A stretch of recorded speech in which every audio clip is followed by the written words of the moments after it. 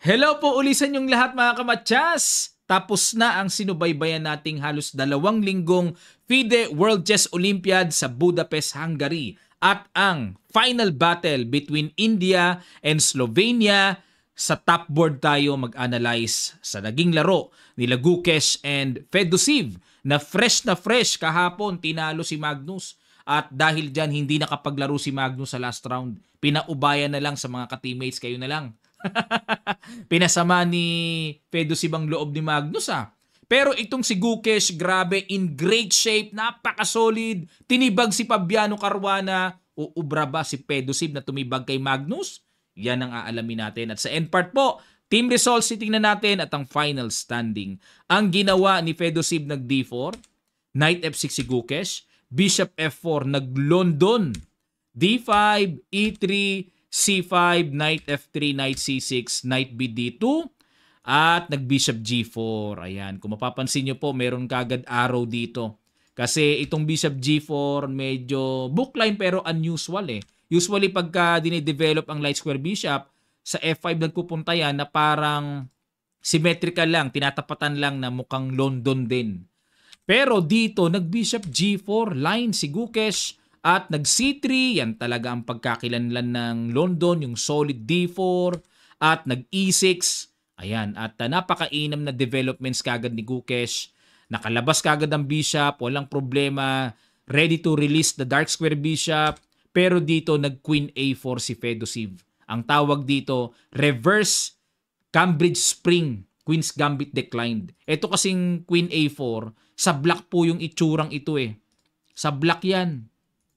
Na dapat sa puti naman ito. Reverse Cambridge Spring, no? Nag-Knight D7 para ma-stop yung pin. Bishop B5, aggressive talaga. Queen C8 at nag-Rook C1. Pang-pressure sa Queen C8 at yan ang novelty. Marami nang na-try na lines dito. Knight E5 ang pinaka-common, H3, C4, E4 at castle. Pero Rook C1 ang pinili dito, novelty. Nag-A6, pinag-decide na kagad ni Gukesh, ano ba, kakapturin mo ba yung knight ko o aatras ka lang? Kinapture na ni Fedoseev para siguro makatipid sa tempo. Queen takes at maagang pa-endgame kagad. Queen to queen. Nag-C4 at nag-F6 para yung E5 at ang G5 squares ay protected.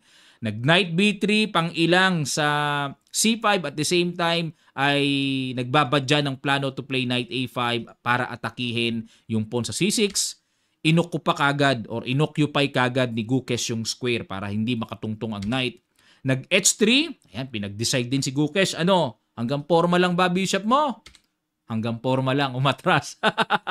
Dito kasi mga kamatsas, pag kinapture ang knight, yes, medyo bahagyang na damage kasi double pawn, pero parang okay din kasi nagpo-provide ng control din sa isa sa mga squares ng sentro, kaya ito ay kapaki-pakinabang din. Okay, balik tayo, pero mas gustong i-retain dito ni Gukesh ang light square bishop niya, nag-King E2 at nag-A4, Knight BD2. So kaya po hindi nakipagsabayan din ng exchange, nakalimutan ko sabihin, para ma-maintain din ang pagka-bishop pair. Iba yung may bishop pair sa endgame Nag-H5 para space and also to prevent the G4 at nag-Bishop G3. Yan ang hindi maintindihan dito ng computer engine, bakit ginawa daw ni Fedoseev yan. Dapat daw, ang mas on point dito ay to play Rook C3. Ayan, para yung isang tore, maaring dodoblehin sa C-file para mayroong malakas na battery. Ayan, mas on point yan kumpara dito sa Bishop G3, nag-Bishop E7 develop, nag-Rook C3, ayun, naihabol, nakita. King F7, so hindi na po kailangan mag-castle, no? Kasi wala na namang queen wala nang dapat katakutan. Kaya King F7, Rook C1, Rook FC8, battery, kumapture sa C5, and nag-E5. Good move by Gukesh. So yun pala ang purpose niya, no, na pagka nalihis yung pawn, makaka-E5 to build a very solid center and also para malimitahan din ang function ng knight, ng bishop.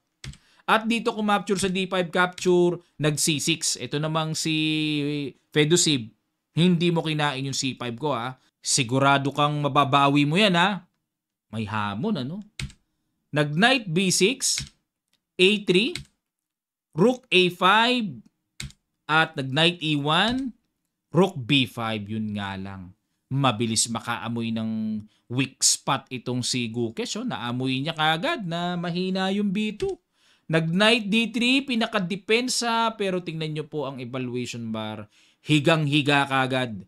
Pabor na pabor kay Gukesh. Dapat daw ang tira ay B4 na lamang. At kapag nag-end pass and capture, Rook takes B3, Rook takes B3, Knight takes B3, and magda-Knight C4 dito. Lamang pa rin ng black.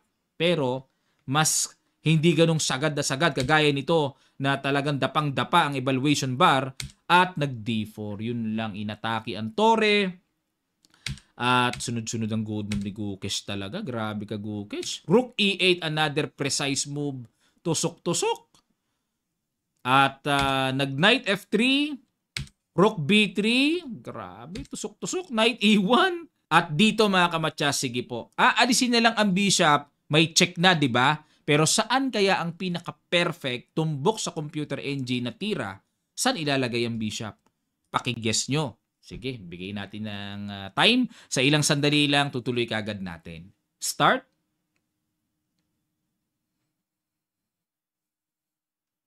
Maraming salamat po mga kamatsas. Bishop B4, discovered check. At nag-King F1, Bishop takes E1, Knight takes E1 na obliga tuloy ma-quality down. Takes, and D3. Walang kabuhay-buhay si Pedosib, mga kamatsas. Walang buhay, no? Black pa si Gukesh niya, na? Rook takes B2, grabe. C7 and Knight C8. Bara muna. At nag-H4 para hindi maka-G5. At dito, nag-Rook A2. Tatangay naman yung pawn sa A3. Bishop F4 and Rook takes A3. Nag-G3, so hindi pa nag-resign dito si Fedosib, no? Laban pa para sa Team Slovenia. Nag-Knight C4 and nag-Rook E6 para makover yung mga posibilidad na bibitaw ng mga hindi inaasahang atake. At nag-Knight D2, Rook B2, Rook C3 para makuha na yung pawn sa D3 and nag-Rook A6. So what a great realization by Gukesh na ibigay na lang yung pawn, pero ito naman ang susunod na malaking problema ng puti. Nag-Rook A3 na lang. Hindi pwede pong capturein yan. Magpupush na A3. At nag-Rook C2. So yun naman ang target. Mukhang iikutan yung pawn C7. Nag-Knight E4. At nag-King G6. Grabe ka precise. Oh. Hindi ng precision dito ni Knight E7 ni Gukesh, no? King F3, Knight D5. Ayun na nga po, napuntahan na yung pawn C7. And ready to smash na yan. Nag-Knight C3. Okay, pagka sinabayan ng capture-capture, mawawala ng bantay, magpo-promote ang pawn. At dito po, ayun, another precise, accurate move, Knight takes C7. Grabe, swabe. Takes and D2. With the idea to play Rook takes Knight, then magpo-promote. Obligadong babaan ng King yan. Pero kwentado na po ito mga kamatsas. May Rook, E6 check, King D1, and last shot, Rook B2. Resign si Fedosib. Bakit po? Ito na ang idea. Mag-Rook E1 na mamatsasin na. At kung magda-Knight E2 dito para masabing may bara, dito naman check. Kakapture, pakakapture talaga yan. Then check ulit. Then kuha na yung Knight. And wines mga kamatsas. What a powerful Gukesh. The World Chess Championship Challenger. Ayan, kaya si Ding Liren, ang sabi niya, talagang gagalingan na lang talaga niya ang laban sa World Championship. Talagang marami pong nagsasabi, iba na ngayon ang kanilang percentage between Ding Liren and Gukesh this coming World Chess Championship. Grabe ang lamang sa survey ni Gukesh. At ang accuracy po ni Gukesh ay 96.3, 89.9 naman si Fedosib. 96.3. Grabe, halos parang computer engine na rin, ano?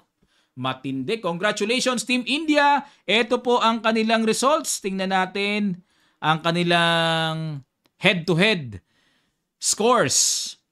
3.5. Grabe, 0.5 lang Slovenia, oh. At ang Hungary, Spain, 2-2. US, nanalo po sa China. So si Wesley lang ang nanalo. Yan, i-analyze natin ang laro ni Wesley. Sigurado marami nag-aabang po dyan. At ang last round ng Team Philippines. Team Philippines, kalaban natin Hungary B. Yun lang mga kamatsas. Natalo tayo. Okay, talo si Ino sa board 1, tabla si Denden, and talo si Gomez, tabla si John Emmanuel Garcia. 3-1 tayo. Okay, at tingnan natin ang final standing para makita natin pang ilan ba talaga tayo sa tiebreak. India ang champion at ang second place ay USA. So not bad for US. With 395 tiebreaker points. Ang dami nilang nag-tied for 17 points. Uzbekistan, not bad from champion, third place. Almost, ano pa rin yan, consistent pa rin yan mga kamatsas. Diba? From champion, pasok ka pa rin sa top 3. Bronze pa rin sila eh. Okay pa rin. China ay fourth place. Ayan, China dati nag-champion na yan. Pero malakas pa rin. Top 5 eh. Malakas pa rin. Siguro kulang lang sila sa lineup. Kailangan pang, kung nandyan si Wang Hao siguro. Si Wang Hao wala eh, no? Si Wang Hao. Kung nandun malakas sila. Serbia, Armenia, Germany, Azerbaijan, Slovenia, and Spain. Yan po ang top 10 sa buong mundo. At ang Norway, Team Magnus, pang number 14. Ayun, nadismaya si Magnus eh, no? Nadali ni Fedosib eh. At ang Philippines pang number 59. Ayun, hindi ko nga lang po alam kung pang ilan tayo nung nakaraan.